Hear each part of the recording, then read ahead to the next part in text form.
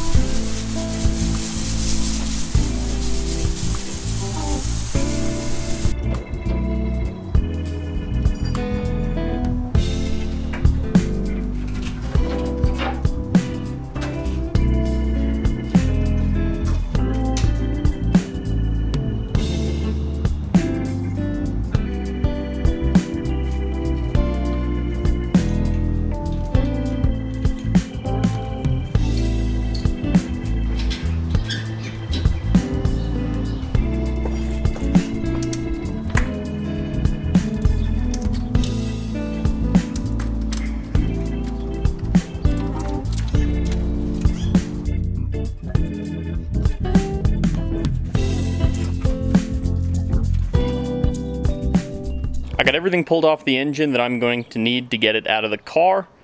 There's some stuff I left in place because it's not going to be in the way, like the header and turbo and the alternator. But yeah, now there's just a couple steps before we can pull this out of the car. The first thing I'm going to do is just drop the exhaust to get that out of the way.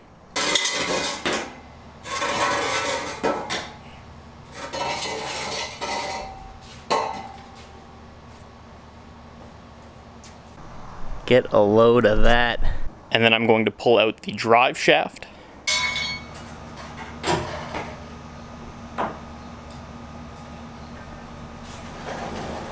And then I'm going to hook the engine up to the crane.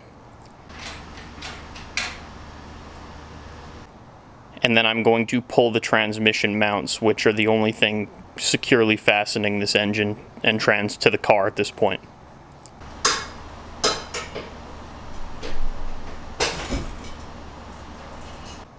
And then once I start lifting, anything I forgot will make itself apparent.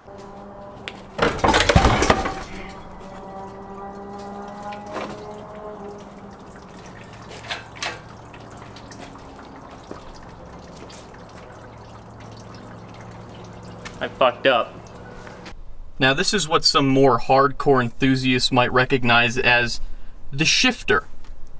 I forgot to take it off the transmission, and now it's just looking like it's real cold outside.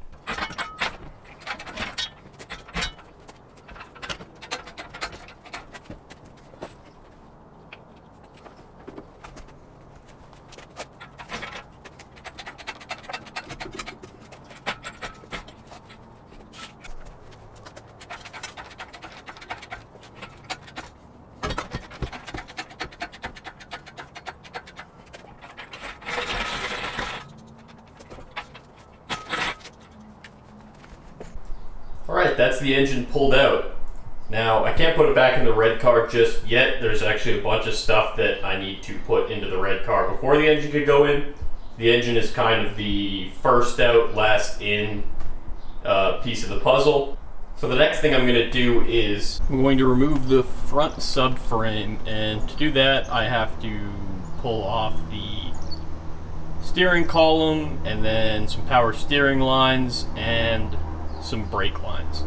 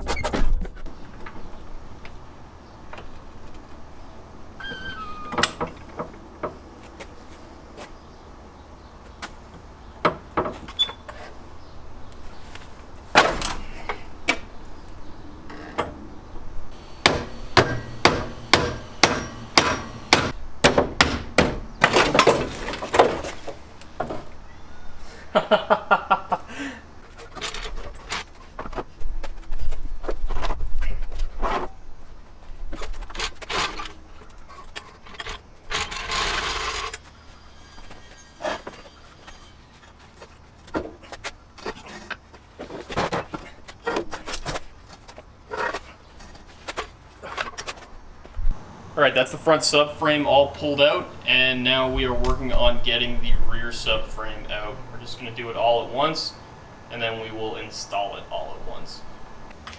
Yeah,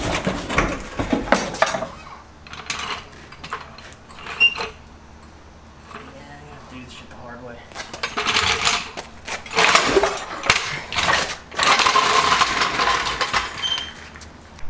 Alright, that's both subframes out and littering my driveway. Before we put the subframes back in the red car, we're first going to throw the gas tank in, just so that the rear subframe's not in the way. Okay, so we got the gas tank as well as all the brake lines installed in the red car. That's the same gas tank that came out of the red car. But the fuel pump and stuff from the teal car. I just wanted to get that stuff out of the way because I felt it would be easier without the subframes. And now I'm going to go ahead and put the subframes in. Trying to figure out which one should go first because with only one subframe in the car, it's going to be horrendously off balance. I want to say the front of the car is probably heavier than the back right now, so I should be able to get away with putting the rear subframe in first. And I don't know, if things start getting very precarious, I can try and throw more jack stands into the mix, I guess.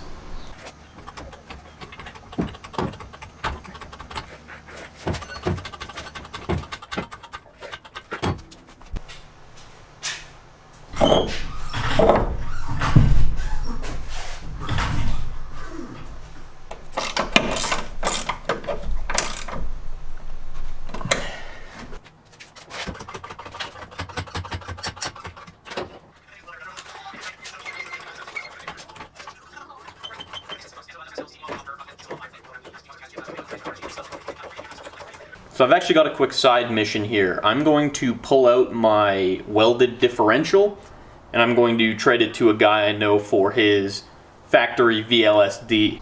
Alright, this is the outgoing differential. And this is the new differential. This is a factory S13 VLSD. I traded it straight across to a guy I knew. He was building a drift car, so my welded diff was very useful to him. And I'm building a not drift car, so his VLSD is very useful to me. I've been told that this one does still have some lock left in it, but I won't know that for sure until I've actually put it in the car and try to do a burnout and see how many wheels turn. Could be one or it could be two. Either way, my main goal was to just not have the welded diff anymore, and this will accomplish that. And if you're wondering why I didn't want the welded diff anymore, it's just because I found it's more hassle than it's worth. You know, trying to make tight turns, trying to push the car around when it doesn't run, which is all the time. So this will hopefully be a bit more drivable than my welded diff, and maybe if we're lucky it'll put the power down a little bit better than an open diff. I already drained this thing. I'm just going to pop it open and see what it looks like on the inside. This thing has definitely never been opened before. There's a couple clues. The fill and the drain plug were both very, very much cemented in there. It's still using the factory gasket, which nobody reuses or replaces the factory gasket. And the fluid that came out of here was, let's just say very clearly the original fluid. It was goopy. But let's check out how the gears look.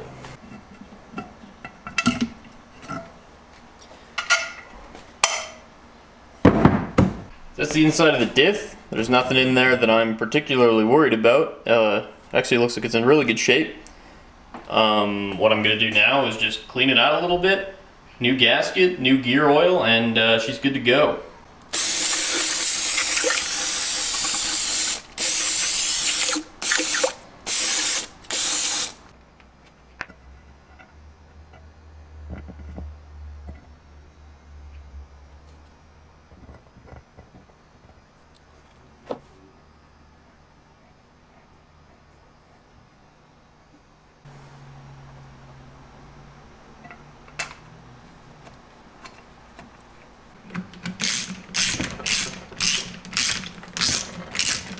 Alright, that's all clean and sealed back up. I'm going to wait a while before I put fluid in it and put it back in the car, just for all this RTV to dry.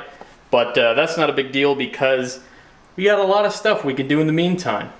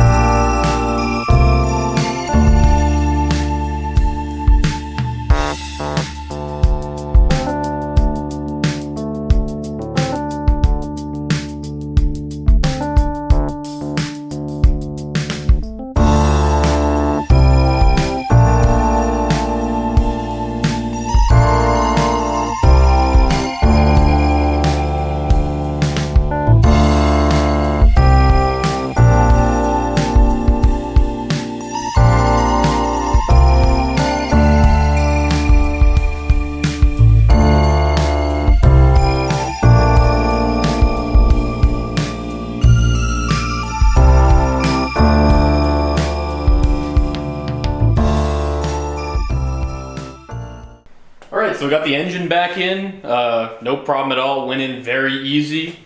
Now there's only like 2 more things we have to do until we're done everything we wanted to do in this part.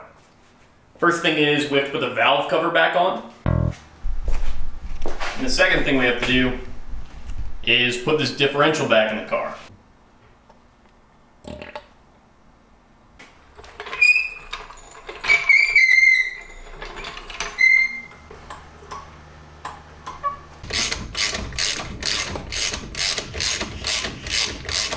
Alright, the diff is in, and with that, I've completed everything I wanted to complete in this part. We got the engine in, we got the front and rear subframes in, gas tank, all that good stuff. And with that, the red chassis is almost looking like more of a car than the teal chassis. I could put wheels on this thing and put it on the ground if I wanted to even, but obviously I don't want to do that because this thing still needs, a couple hundred more hours of labor before it's drivable, but we're making good progress. So that's all for this time. Subscribe if you want. Stick around for the next episode where I'm going to get started on swapping the interior over from the teal car. And also, I bought something pretty cool, which hopefully I'll be able to show off within the next couple months here. So stay tuned for that as well.